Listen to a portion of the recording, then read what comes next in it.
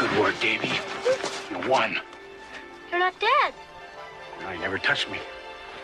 I guess this thing doesn't stop real bullets. Huh. I could see you. I doubt if you had the imagination. Anyway, who cares? You're a hero.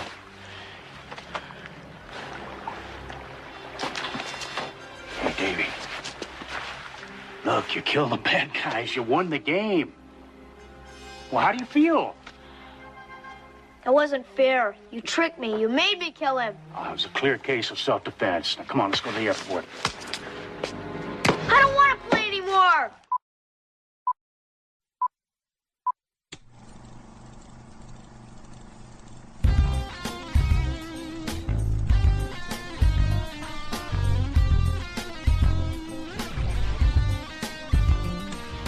Chris Scouser here with Matt Howell.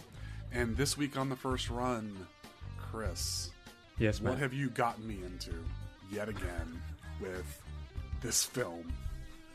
Anyway, guys, we're going to talk about the latest, I hesitate to call it a horror film, but the latest from Neon. Was this Neon or A24? A Deuce Quattro. A Deuce Quattro, excuse me. I saw the TV glow. And you know what? The kids love it.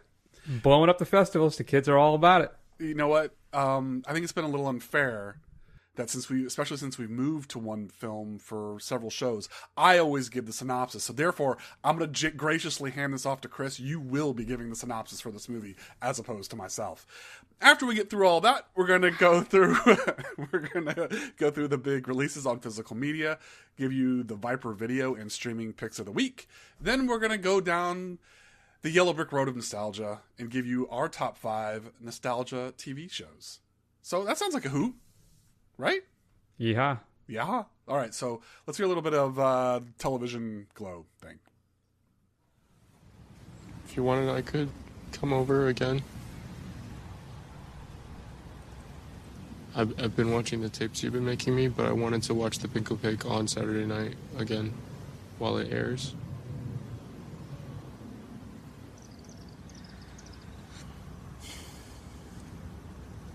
I like girls, you know that, right? I'm not into boys. Totally, that's fine.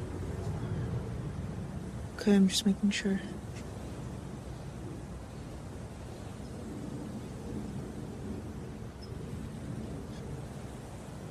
What about you? Do you like girls? I don't know. Boys? I think that I like TV shows. Matt, there's a clip from I Saw the TV Glow. Why don't you tell the fine folks at home what this film was all about? No, my friend. All right, I agree with this in concept, that if we're doing one film a week, I guess whoever does the intro would then be able to pass it over to the other person to explain what the film is about. I think that's fair. That's equitable? Okay, good. Son of a bitch. Okay, so Justice Smith plays Owen. He is I guess the film starts in 96. He's a 7th grader. All right. And he meets an older student there named Maddie, who is reading this book, this episode guide of the show called The Pinko Peg. Now, Owen is an outsider, doesn't really fit in. He's kind of awkward. He has a mom who's terminally ill, a father who's very overbearing, which I didn't realize till about 5 minutes before I hit record. That was played by Fred Durst. So he is all about the nookie in this film. And he's basically trying to struggle to fit in, and he latches on with this show that is unceremoniously canceled after 5 seasons. And he develops this relationship, this friendship with Maddie, played by Bridget Lindy Payne. And then one day she just up and disappears, Matt. And all that's left is a burning television in her backyard. And he just kind of moves on with his life. And then other crazy things happen. And that's, I guess, that for now. Matt, I Saw the TV Glow, I think, is more just a visual representation of a particular experience for a specific group of people that does have a wider appeal for people who are like me, who have this unreasonable grasp or just struggling to hold on to nostalgia. And I think we can get into that a little bit as well, because I have some thoughts on that. But Matt, my question for you, did you get it? Or are you just a big old transphobic bigot who gets off on shows being canceled after big cliffhangers? Wow, that's a lot to unpack there. Yeah,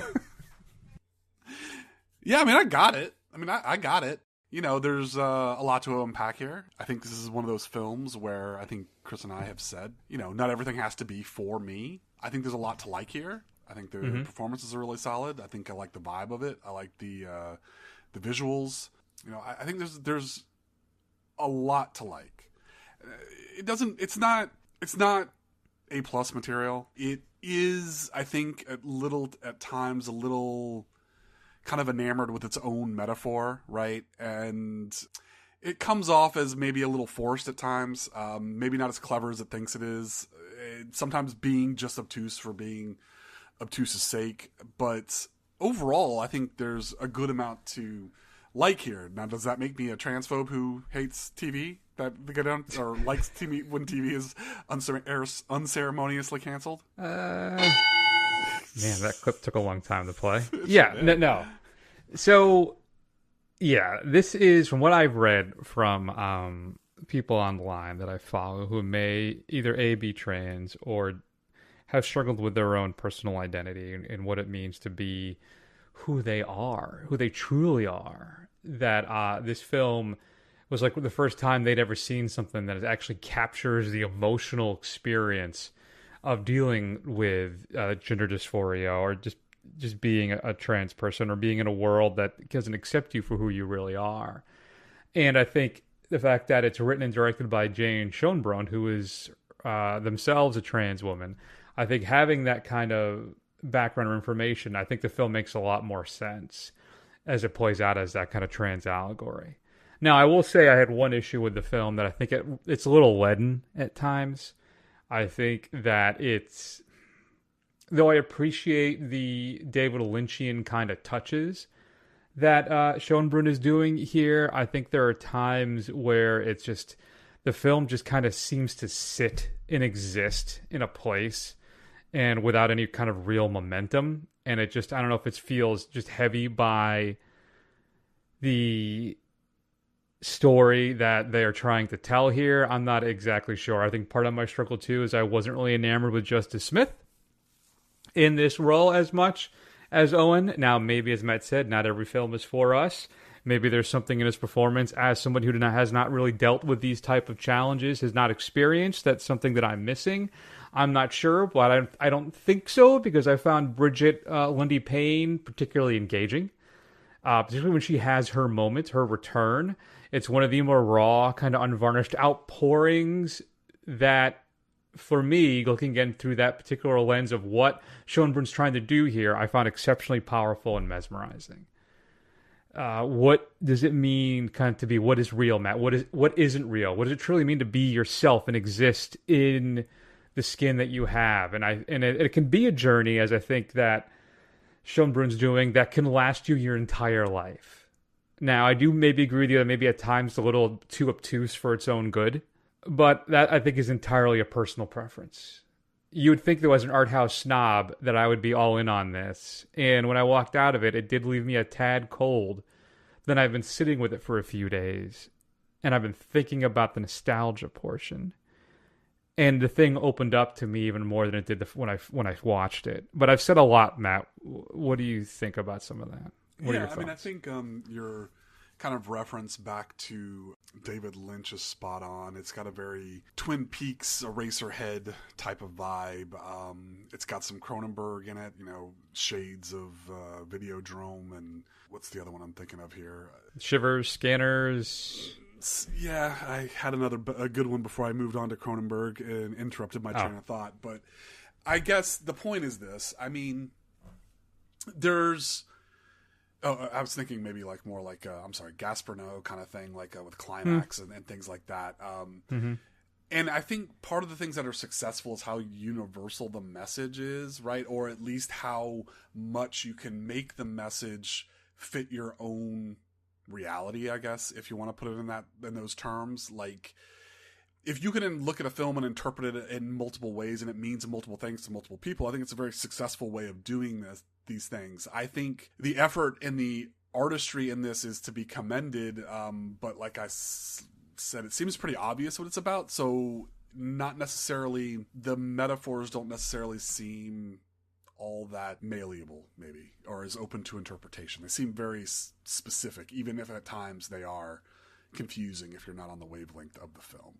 But, you know, I can't, if that's the film they wanted to make, that's the film they wanted to make, and that's fine. Overall, I don't know, I wanted to like, I knew nothing about this going in when you requested it, other than, you know, it was an A24 film, it did get a lot of festival buzz, and I was like, all right, here we go. Here it is again. But overall, I was pleased with it, but I don't know. It's maybe I'm just getting old and really entrenched in my cis hetero white guy, you know, lifestyle that I don't know. I was fine with it. I think I'm glad it exists, but it's just not something that I would, you know, wholeheartedly recommend. All right, next time I'll make you watch Rennie Harlin's The Strangers, Chapter 1, which from what I understand is abysmal. Yeah. And I can't wait to see what they do, because they filmed the trilogy. It's done. The other two films are in the can. Well, and supposedly this thing tanked, and it's not very good. You're looking at the newest original film from Netflix or Amazon Prime, whoever wants to pony up the dough to put it on their streaming service, right? Yeah. So I think another success of the I Saw the TV Glow, I think, is the soundtrack. Though I think there are some times of music, some more ambient, ethereal, kind of just unsettling pieces. It relies heavily on these kind of pop songs that are reminiscent of me of like Hope Sandoval type stuff, kind of dreamy stuff, but then intercut with occasionally some dance beat and some heavy rock as well. But now I feel, as I've kind of gone through this, is that now I have to check out like Carolyn Polachek. Though from what I understand, her album is supposed to be fantastic. That came out like a year or two ago. But Florist, and what's a Sloppy Jane? It sounds like a euphemism for something I don't want to know about. But I mean, Matt, this isn't a struggle for me. I just came through the other side of my Olivia Rodrigo dive that hit me on an emotional level that I did not anticipate in any capacity. Okay. I don't know if you listened to Olivia at all, but good Lord, I was shocked by the impact that young woman had on me musically. Yeah, I mean, that's pretty... I mean, honestly, this just goes to show you that Chris never went through an emo phase, unlike yours truly here. I mean, it didn't seem...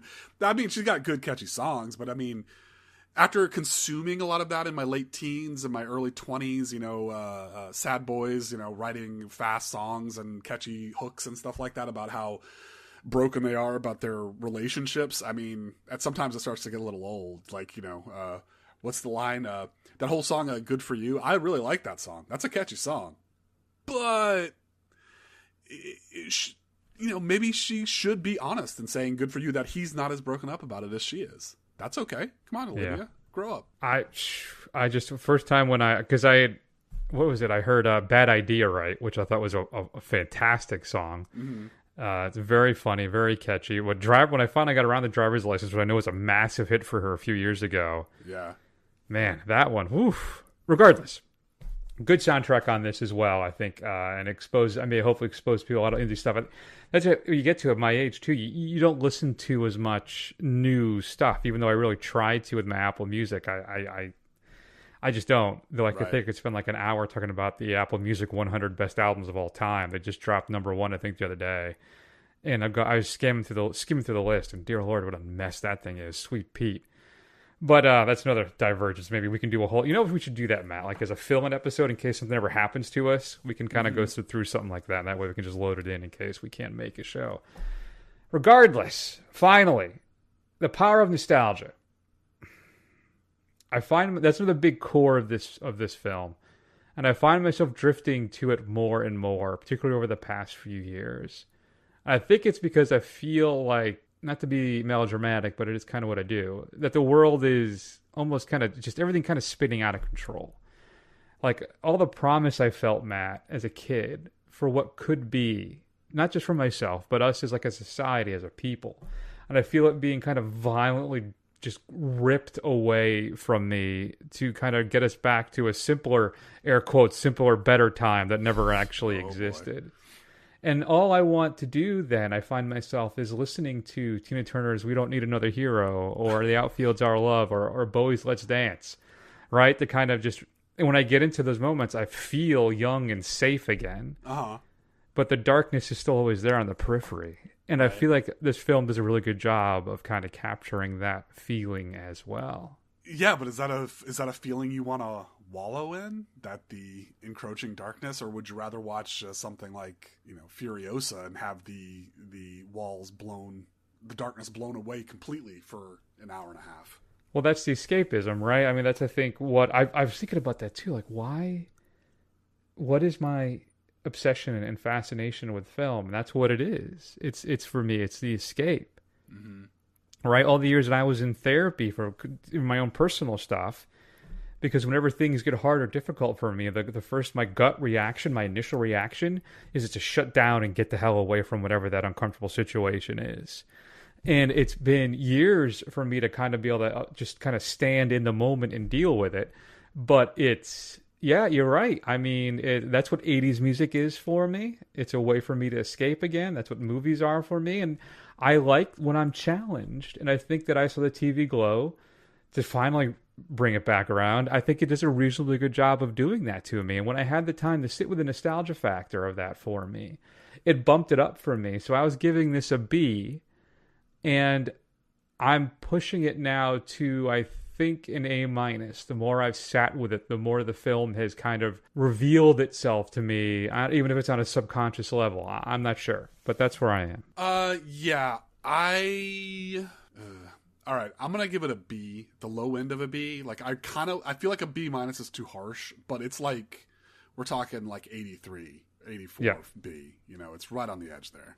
I respect that. If you had a chance to see, I saw the TV Glow. It is currently playing in theaters, but not many showings left. I think Fury Road. I think Furiosa is going to take a couple of these films around behind the woodshed and just beat the poo out of them. You're going to see a lot of these screenings start to drop to 1 or 2 shows a night now. But yeah, check it out. Matt, let's talk about what's coming up on physical media this upcoming Tuesday, May 28th. Oof, time is ticking. I think ticking's more appropriate. No, absolutely not, Jim. You're my best officer. But I am Commander, Starfleet, so I don't break rules. Don't quote rules to me. I'm talking about loyalty and sacrifice. One man who's died for us. Another with deep emotional problems. Now, wait a minute. This business about Spock and McCoy. Honestly, I never understood Vulcan mysticism. You don't have to believe. I'm not even sure that I believe. But if there's even a chance that Spock has an eternal soul, then it's my responsibility. Yours. As surely as if it were my very own. Give me back the Enterprise. So I can blow it up. Matt, Star Trek 3 is being released in 4K. It's already out, I know, but they're putting out a Steelbook version of it, so I want to know what the Steelbook fans know. 3 has been like at the 6th spot for me in the Star Trek films for a very long time. I mean, it's close with 5, but it's near the bottom for me. Though I kind of feel like I need to revisit it because I have not watched it in a very long time. What are your opinions of Star Trek 3? Yeah, I think I would put it above 5. 5 is ridiculous. But I think that's part of the charm. I think that's why I like it so much. That's fine. I'll accept that. Thank you. All right, let's count it down. I just realized my notes when I did the little numbering, when I copy and pasted it, they're all number 1s. So I'll have to, hopefully I had them in the right position. Number 5? Bob Marley, One Love. Matt loves his biopics, and this one's being released in physical media. We did not do it for the show, but includes some making of featurettes, some interviews, as well as 8 extended and deleted scenes. Matt, are we going to do the Amy Winehouse film too? That's out right now. Yeah, no, if we can skip it, that'd be cool. Now, you sure don't want to swap that out for Furiosa? No, I'm good. Thank you. Okay. 4! Sasquatch Sunset, the little indie family kind of comedy featuring Jesse Eisenberg and Riley Keough. In the misty forest of North America, a family of Sasquatches, possibly the last of their kind, Matt, embark on absurdist, epic, hilarious, and ultimately poignant journey over the course of 1 year. These shaggy and noble giants fight for survival as they find themselves on a collision course with the ever-changing world around them. It's funny, like I remember seeing this trailer in the theaters like a month ago, but I don't remember it ever actually coming out. And then now it's out on physical media, so you can grab that just for you. Can you hit it from there? I got 3 shots. That's enough. Can't argue with a confident man. No, Matt, it's not another Liam Neeson January, February action film. In the land of saints and sinners, Liam Neeson plays a retired assassin who gets drawn into a lethal game of cat and mouse with a trio of vengeful terrorists. The film's set, I believe, in Ireland. They're supposed to be of a more kind of mob dramatic type of film and not just another mindless Neeson action movie. So I'll admit I'm kind of intrigued because of that. So we'll have to see. Maybe catch up with that at some point as well. Where are we? 2? 2 sounds good. That's a number 2. We got a pair of Criterion films coming up. First up is Karen Kusama's Girl Fight, a new brand new 4K restoration of that supervised by Kusama. And it's, why am I blanking on who plays the lead in that? It's the woman from the Fast and Furious films. Toretto's wife. I'm blanking on her name now too. Thanks. That is embarrassing. Well, Criterion is putting it out, like I said, and of course, as we all know, Matt, it features Michelle Rodriguez. So thank you. Yeah. Includes the audio commentary by Kusama and some new interviews as well. By the way, if you haven't seen her film The Invitation yet, watch it this weekend. It is fantastic. And then finally, there can be only one. Criterion is also putting out Anatomy of a Fall. This is a 2K master from one of the best films of 2023. Includes an interview with the director, Justine Triet, deleted and alternate scenes with commentary by Triet, audition footage of the actors, and more. So I will be picking this up probably at the next 50% off sale at Barnes & Noble. But I really enjoyed Anatomy of a Fall, and you can pick up a Blu-ray of that. No mention of a 4K from what I understand as of yet. So there you go. Also being released in 4K, Matt, another steelbook of 1989's Batman, which I don't know if you've seen the steelbook. I don't think it's particularly aesthetically pleasing in any capacity. And then we're also getting Butcher Baker Nightmare Maker being released on 4K about an orphan teenager who finds himself being dominated by his aunt, who's hell-bent on keeping him with her at all costs. Brand new 4K restoration of that one. This is a kind of a cult favorite film that I started to watch it a while ago, I think on Shudder. I think I got like 20 minutes into it and then something happened and I had to stop and I never went back to revisit it. But it does have a very huge cult following. Another one is Kathy's Curse being released by Severin. That's being out in 4K. Includes an audio commentary by Fangoria, contributor Brian Collins, as well as filmmaker Simon Barrett, only on the U.S. cut. And there's also a director's cut included as well. It's another kind of one of these possession film rip-offs. This one, I believe, is English. And then I'm going to go, Matt, your Viper video pick of the week. One of my favorites. One of my favorite creature features of the 90s, Matt. Ticks. Released in 4K from Vinegar Syndrome. You can buy it there now at vipervideotampa.com. And it's about an assortment of unruly and misfit teens, Matt, who have been forced to attend a camp at a wildlife preserve to commune with nature. What they don't realize is that in neighbor in the woods, an illicit marijuana growing operation is underway, and weed farmers have been using a pesticide, which has had one very unintended side effect, turning ordinary ticks into giant, ravenous bloodsuckers. I have this 4K. Looks fantastic, and I always enjoy ticks. With Clint Howard, like, I'm infected! Good stuff. Commentary tracks, brand new 4K restoration, extended 3-part documentary in the making of, and more. Matt, what should we be streaming this week? Well, I'm going to recommend one of the biggest films so far of the year, Dune Volume 2. It's available for your streaming pleasure on HBO Max. Nice. 4K is out. Did you buy it yet? No, I have not bought it yet.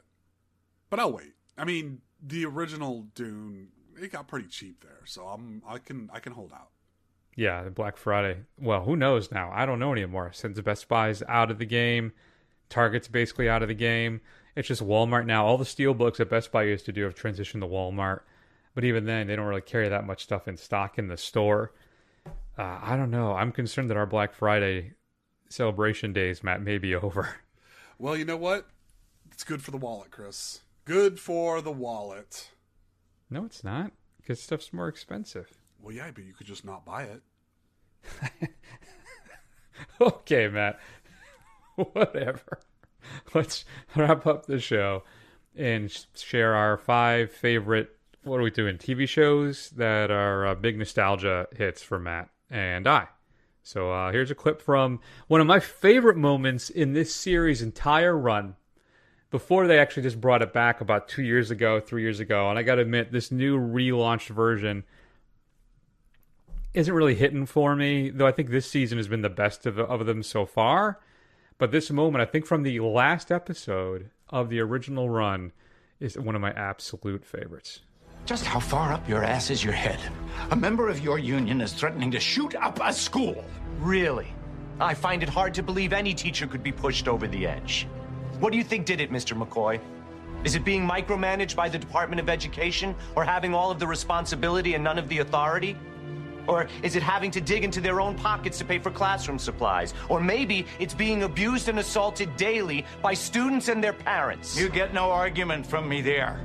But if your obstruction allows a massacre to happen, I will crucify you, Mr. Kralik.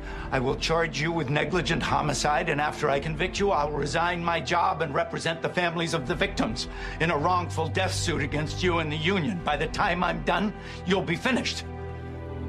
So my advice to you is get out of my way! Sam Waterston, Jack McCoy, and Law and Order. He just left finally. He was part of the reboot or the whatever it is. But he left about 3-4 episodes, and Tony Goldwyn actually has taken over as the district attorney now. Law and Order, Matt, a big nostalgia show for me.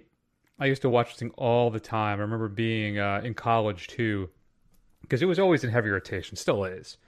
But I had the DVDs, like the first 10, 13 seasons as well, and I'd watch them all the time. So now that I've gotten older and I'm facing death, I only have so much viewing time left, so I don't really watch the old ones anymore, particularly since I've seen them all probably dozens of times each.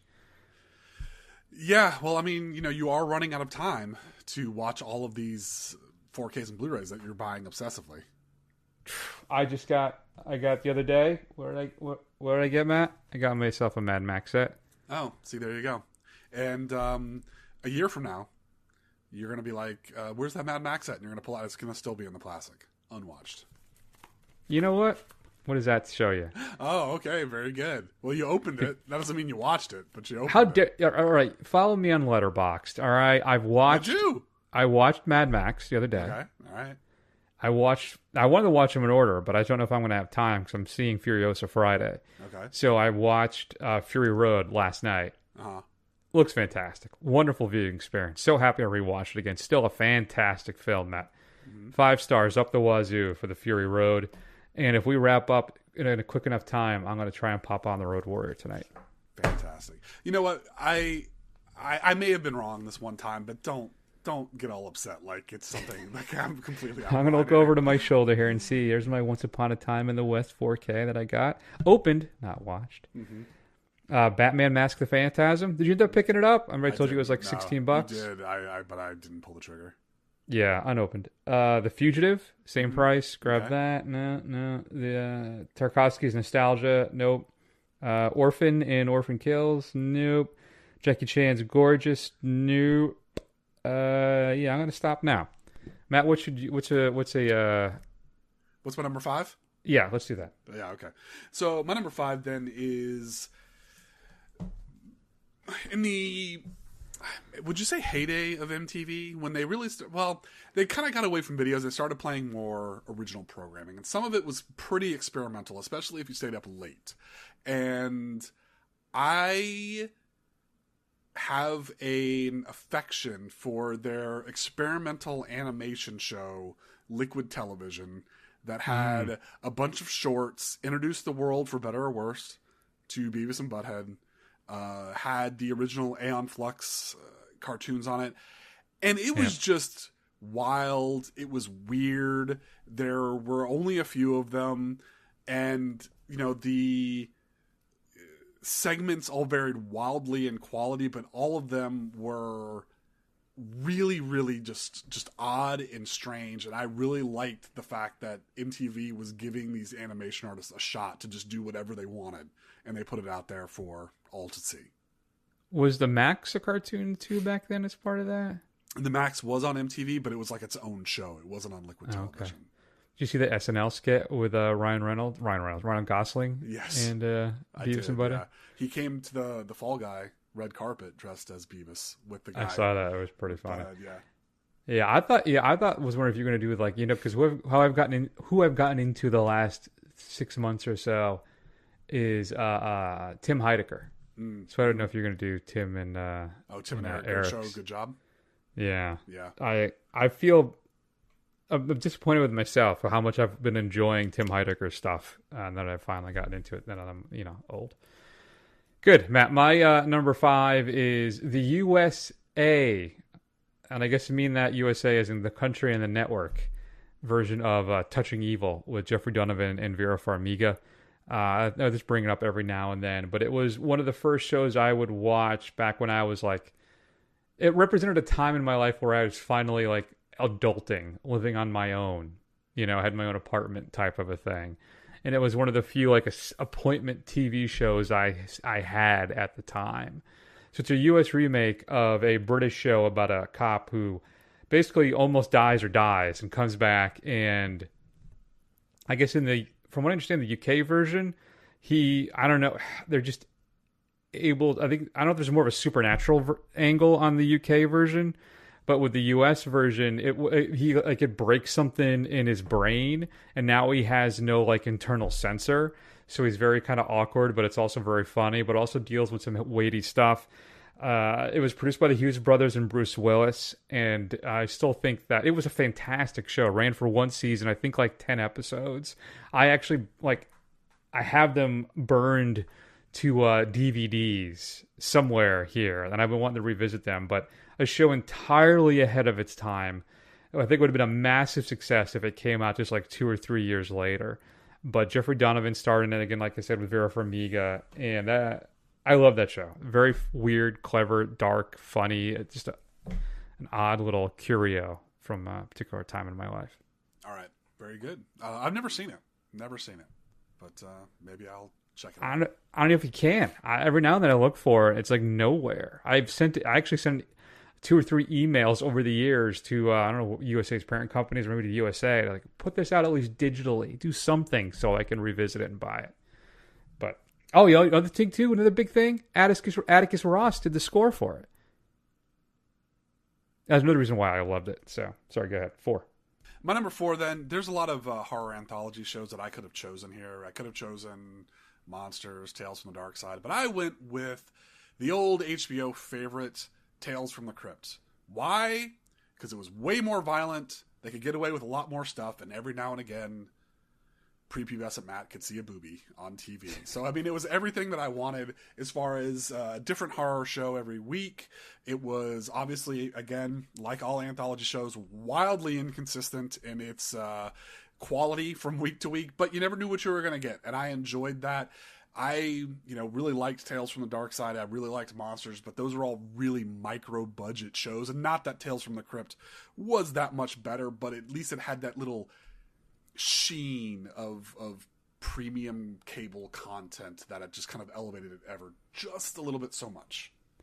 Yeah, you can't get those anymore. If you can find the DVDs, folks, grab them, because from what I understand, there's a bunch of rights issues with that in regards to the Tales from the Crypt and the EC comic stuff, and then like HBO or Warner Brothers.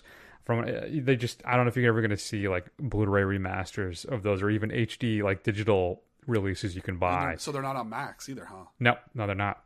I have a few of them. That makes me sad that I didn't really commit and buy all of them when I had the chance, but I have like 3 or 4 sets. You can hunt them down on YouTube. They're out there. Oh, I'm sure. People have uploaded them. Like, I've watched another great show at that time, anthology, The Hitcher. No, I'm sorry, The Hitcher. The Hitchhiker. The Hitcher's the movie. The Hitchhiker, those are all on YouTube as well as some other stuff. I think a couple years ago, I sent you a link to the channel that they were all on. But, yeah, so if you scrounge around YouTube, you can find a lot of that stuff. My number 4, then, is probably the only cartoon for me from when I was a kid I could have gone with G.I. Joe or Masters of the Universe. Those were really kind of influential for me. I used to remember coming home from middle school to watch them. But the one that brings me back the most is the Challenge of the Super Friends. This is the one where they first had the opening that introduced the Legion of Doom. This is before, like, Wendy and whatever the hell that guy's name is and the dog. And before the, I believe, the Wonder Twins as well. But it did include some of the other heroes, not just the core, like 4 or 5, right? But this was the big kind of Justice League Super Friends Legion of Doom season, Challenge of the Super Friends. And I do have the DVD of that, and I did watch it like a year ago, kind of burned through them all. They're still good. I still really enjoyed them. So Challenge of the Super Friends is my 4.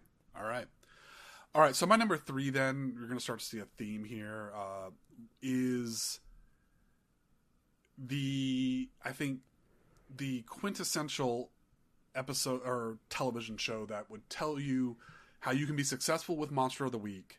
You can also be successful with mythology, but have that shit planned out, because if you don't and you try and make it up on the fly, it's going to all fall apart on you. And I'm talking about Chris Claremont's The X-Files, with its kick-ass opening theme with Mulder and Scully playing a pair of FBI agents, one a believer, one a skeptic, that goes out and investigates supernatural occurrences. Apparently something that the FBI does. It has some of my favorite standalone episodes of TV ever. I think some of them are just absolutely fantastic. But, again, the lesson that they didn't learn is that they didn't plan the mythology out. They had no overarching plan. They just started throwing out stuff because it sounded cool, and it just completely collapsed. So it's a show that started off great. It ended on a whimper for me, but I still love that kind of early part of the series when, it seemed like anything could happen. I'm very excited now. Like, it's a correct Matt. It's a Chris Carter, not Chris Claremont. Yeah, Chris Claremont is the X-Men guy. I need to turn in my geek card there. That was the golden age of X-Men comics for me, was when I was reading them. I still remember that X-Men with 200, The Trial of Magneto. That was a good one. Did Chris Claremont have a bondage fetish? Because apparently, I never noticed it when I was a kid, but he put a lot of people in bondage gear and put them in bondage situations.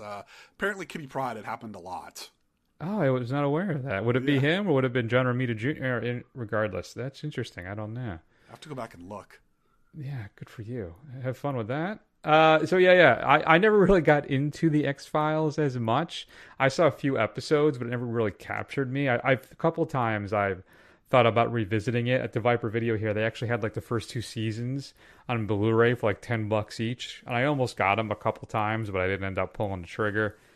I remember I watched Millennium 2 for a season. That's the one with Lance Henriksen. That was kind of like an offshoot, right? Or did it exist in the same universe? I know they okay. It did. Did they ever team up, or? Yeah, there was a couple of crossover episodes. Yeah. All right. Was that with the T1000 though, X-Files, or? No, that was David Duchovny X-Files. Yeah. Okay.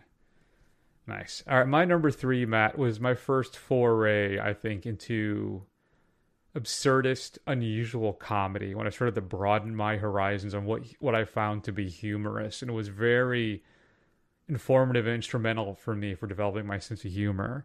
And that is the classic Canadian troupe series, Kids in the Hall.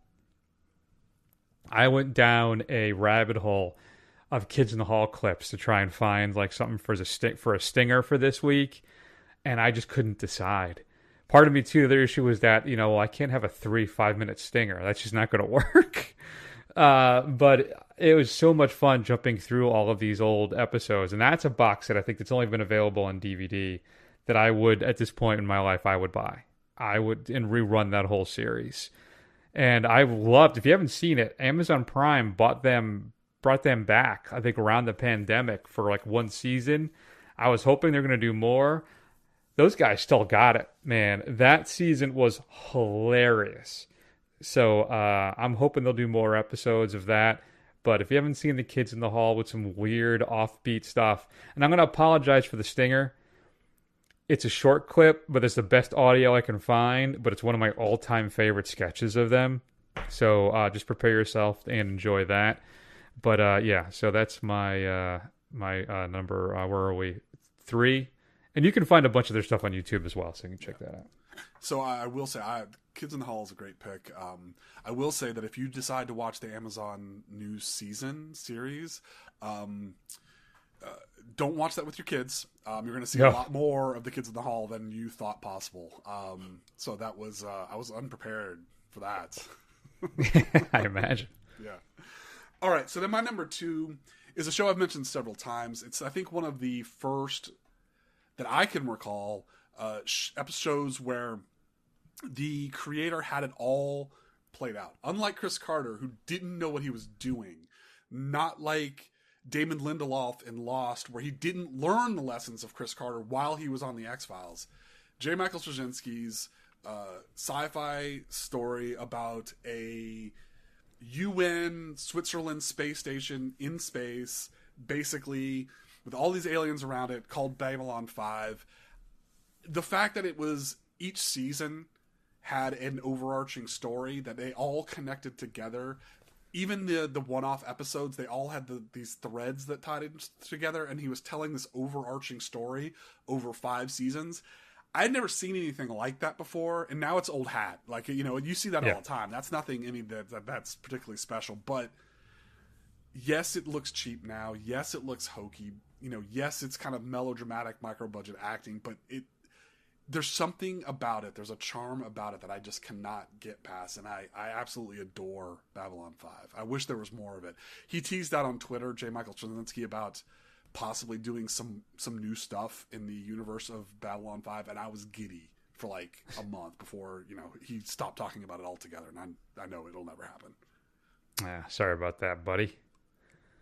So, look, I never watched that show either, though. I know you're a big fan of it. Did you pick up the Blu-ray set? I think I told you a while ago that was coming out in Blu-ray. I have not gotten the Blu-ray set yet. No, I still have all my DVDs. All right. Yeah, that's fine. We'll have to see. Maybe if we get a good price, maybe Santa will do something nice for you this year then. Look at that. My number 2 then, speaking of formative, it's Moonlighting. That's such a weird show to me that you love so much. I don't know why. Well, it's Bruce Willis. It's the Bruno factor. I became obsessed with Bruce Willis. I wanted to be Bruce Willis. It's 1983, Matt, 84. I am like 10, 11 years old, just starting to develop kind of my personality, right? Figure out who I am. No, 1983, I'd be 8 years old. Regardless, I don't know what it was, but I was obsessed with that show. Probably more 87, 88 then, because that's what I think was one of the last seasons, right? And his David Addison character, I just was struggling so much with who I was, being unpopular, being a chubby kid, buck teeth, the whole 9 yards. I mean, if you had to design somebody who got picked on and made fun of, you would design me at that point. And he was like just the coolest person I had ever seen. And I so desperately wanted to be him. I think it actually helped form a part of my personality and my humor as well, that I've since kind of grown past and evolved. But still, Moonlighting, it was such an impactful and important show to me. So I understand that they're all streaming now on Hulu, so you can finally check them out. I have the first 3 seasons on DVD. I don't have 4. I think there was like a truncated 5th, if I remember correctly. It's been a long time. But yeah, so Moonlighting's my 2. Yeah, that is wild to me, because to me, you know, you're a little bit older to me, and now it doesn't really matter. But like then, that was like, you know, that's a big age difference as far as when you're a kid. But that show always seemed like like an adult show, like something my parents would watch. So the fact that 8-year-old Chris was like super into it is just wild to me. That, you know, he was sitting down with his mom and dad to like check out the latest episode of Moonlighting. I was absolutely. All right, so my number 1 then is another formative science fiction show for me. So when I was growing up, I was a Star Wars kid. Star Wars was cool. Star Trek was lame. It was hokey. You watch the old 60s stuff, and it was just not my deal. The sets looked cheap. I didn't like the acting. It was not something that I was all about. And I was not gonna be watching this new reboot version of it called The Next Generation. I was not gonna be watching that show, and I didn't. I avoided it for quite a long time. But then, as happened quite often when I was a kid, we moved to a new state, right during the summer. So when I arrived at my new destination, I didn't know anybody because I hadn't been to school yet, so I didn't have any friends at that point because obviously I had not met anyone. Still don't. Yeah. So I, in desperation, they started playing Star Trek: The Next Generation in syndication, and I was like, you know what, I'm just going to watch this. And I quickly fell in love with it, and it kind of opened up the entire Trek franchise to me. And it was something that basically expanded my sci-fi horizons. It kind of gave me a different perspective on, what science fiction could be about. It's not all bang, zoom, laser beams and stuff like that. You could tell these kind of stories. And so, I mean, TNG is not my favorite Trek, but it is, I think, probably the most influential and one I'm most nostalgic about because all of it was new when that came out. I hadn't seen really any of it beyond the original series movies. What is your favorite? Is it DS9? DS9 is my favorite, yes. Yeah. I haven't really seen any of the shows independent of the original series. I remember I think my mom was a big fan of The Next Generation. I tried to watch it a few times. I don't know what it was. I just never really got into it. I never watched an episode of Voyager, never watched an episode of Deep Space Nine. I watched Enterprise for about 4 or 5 episodes and kind of felt that was a little meh.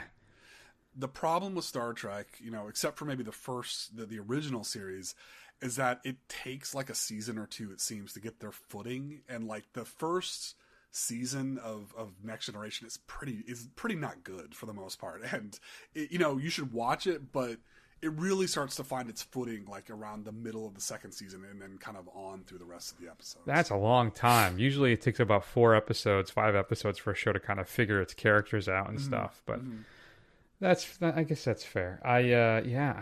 It just never appealed to me. Plus, I was always a Shatner guy. I was a Kirk guy. Everything else kind of seemed like a waste of my time. Yeah. I mean, here's the thing. I ended up kind of going back and I appreciate, the original series. So I'm, obviously the more well-rounded one here because that's true. I've seen all of it. Even well, not all of it. I haven't watched Strange New Worlds yet, and I have seen Picard. It's terrible. I have seen Discovery. Don't like it, but I'm holding out hope for Strange New Worlds that it's going to be good when I finally get around to catching it. And I've said it many times, but Lower Decks, the cartoon, is fantastic. It is really funny. Yeah, you've been praising that one for a while. So my number one, Matt, still holds up to this day. In fact, they've been bringing it back for another 3-4 seasons, and that, of course, is the comedy classic that is Mystery Science Theater 3000. Every season of the original run is good. I mean, there may be an episode or two here or there that aren't laugh out loud guffaws, but consistently, that is probably for me the funniest show. There were 20 episodes a season for the most part, and every one of them is hilarious. And even though it's has a little different vibe and feel, the first season is it when they're still kind of figuring out what the show is before they get picked up for syndication, where they're still kind of like public access. It's still solid, but yeah, it is. I still watch a few episodes. My favorites probably, I think my number one is I Accuse My Parents. A lot of people say Mitchell, they'll say Manos, but there's something Pod People. There's something about I Accuse My Parents that I laugh so hard I cry, and I've seen that episode a dozen times at least, and it still gets me every time. And but there's lots of great stuff on there, folks. If you haven't seen Mystery Science Theater, I think there's random episodes like everywhere. I think Prime has some. I think Netflix has some. YouTube, there's a whole dedicated channel. You can go over to is it Shout Factory? They have a dedicated streaming channel as well. So there's a lot of stuff where you can get your MST3K fix. I like the first comeback season. I screwed up, and I bought, like, I was a backer, and I bought the season. I got digital downloads, but then my hard drive crashed, so I lost them. And then the email that I used to buy them is defunct, and I don't use it anymore. So I got to reach out to them and see if I can somehow get them again. I did not watch any of the Gauntlet that was on Netflix. So the weird thing about it now for me is that the jokes it's too fast. the jokes come at you too fast now. They don't really breathe anymore like the show used to do. So, and now they have even more different. That's not just Jonah, right? They have a bunch of different hosts now who do different episodes. The Gauntlet, I think, season is on Netflix right now for $15, or on Apple Podcast, Apple iTunes, whatever the hell it is. So, or the next one, I think it is. And I haven't seen any of those, and I don't want to pay $30-$40 for it, so I may pull the trigger on that. But it's still Mystery Science Theater. All those I still have all my DVDs. I'm missing like 3 seasons of the DVD, or 3 sets, I should say, because there's only 4 movies per. And I wish I had grabbed that Godzilla the Megalon set, but I do have them digitally through other sources. But yeah, MST3K, my number 1. Yeah, that is a series that I really regret not getting on physical media, because I feel like I needed to be like an archivist. There's only going to be like 10 nerdy dudes who have all of them somewhere, and that'll be it. Like, you'll never be able to get them again. Yeah, so, and they've done a good job of reissuing the ones that go out of print. Especially since Shout Factory bought them out there, or went into that agreement with them. But there's some of them, they're just out of, like, you can't, like the Godzilla ones, it's just unavailable. So, any honorable mentions, Matt? Yeah, I've got a few. So I mentioned Tales from the Dark Side, Deep Space Nine, The State, which was the comedy show. A lot of guys that you'll recognize that were on MTV. Farscape, a Jim Henson science fiction show that was really weird and out there. And then a show that I didn't put in nostalgia because it came out when I was a senior in high school, and I didn't watch it until I started watching it until I was in college, because it always sounded stupid to me, but I ended up loving it. And it really reminds me of the Pink Opaque, at least in spirit, is Buffy the Vampire Slayer. I fucking love Buffy the Vampire Slayer and Angel. Fantastic shows. So yeah, that's my honorable mentions. Star Trek OG. USA had a Swamp Thing show that ran for 2 seasons with Dick Durock that I enjoyed a lot. The 90s Flash show with John Wesley Shipp. The Friday the 13th, the series. Yeah. I enjoyed that a lot. In fact, I started to do a little YouTube thing, I think, I was going to run through the first couple seasons and then just got away from me. I should maybe pick that up again. The Muppet Show. And which I'm surprised you didn't mention as an honorable mention. And then, Fringe. Yeah. I really, J.J. Abrams kind of led Fringe show with Anna Torv and a bunch of other people. That was a sci-fi show that I just, man, that thing I got sucked into, and I absolutely loved Fringe. I remember you saying you loved Fringe, and I picked up a bunch of the DVD sets or Blu-ray sets, like when they were like super cheap and they were blowing them out, but I still haven't watched them. I still have not watched Fringe. That's one of those too. I think for the first couple episodes, it's kind of a little clunky and stuff, but then it gets rolling. And I think the last season's mostly okay, but that's like seasons 2 and 3, which tends to be the case, are like the best seasons, and really worth checking out. Where it shifts kind of to that episodic, monster alien thing of the week, while building this larger story about this alternate dimension type thing. And the secret origins of our characters and all that kind of stuff. So there you go. What's your favorite nostalgia TV show for you? Shoot us an email at feedback@thefirstrun.com. We'd love to hear from you. Matt, big week next week. It is. It's a big week. We're going to go check out the latest from George Miller and Chris Hemsworth and Anya Taylor-Joy in Furiosa, a Mad Max tale. I'm very excited. I think was this my number 1 most anticipated film of the year? Yeah, I think it was the top of our summer bracket. Yeah, absolutely. Sure. Yeah. So really, really looking forward to that. In the meantime, you can check us out on thefirstrun.com. You can see archives of all the old shows, the report card. There's a little player there. You just hit play and it'll start running through them for you. And also find us on iTunes, and it's not iTunes anymore. It's Apple Podcasts. Go over there, give us a review of the show, and help other people find it. Also on Twitter, Instagram, YouTube, Facebook. Do a search for The First Run. Scroll. Eventually you'll find us. First episode of Season 4 of Screen Run is out. It has dropped. So if you want to get some big reveal now, Body Snatchers, action all up in your business. The first episode is out, and the second one actually I think comes out this upcoming Monday, which is the 78 Body Snatchers. So we did introduce as well. We're going to cover The Faculty and Puppet Masters because there just aren't that many Body Snatchers films to really fill out a whole season. And you can check that out at screenrun.fun, as well as every other place you get your podcasts. So check that out. Whitey, Juan, and I are back with a group of fun, crazy guests, and Matt does join us on one of those. So looking forward to that. And that's it. So we're going to go ahead and take an extended break. We love you all very much. Take care of yourselves, and we will see you soon.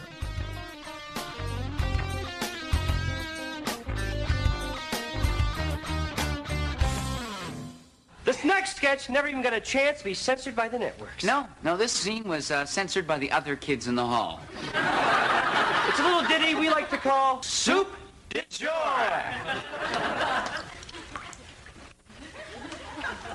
So do you like it? It's great. What's in it? You really like it, huh? Yes, I really like it. Have some more. What is in it? Now, you really do like it, don't you? Yes, I really like it. What's in it? Have some more and I'll tell you what's in it. I made it with my very own...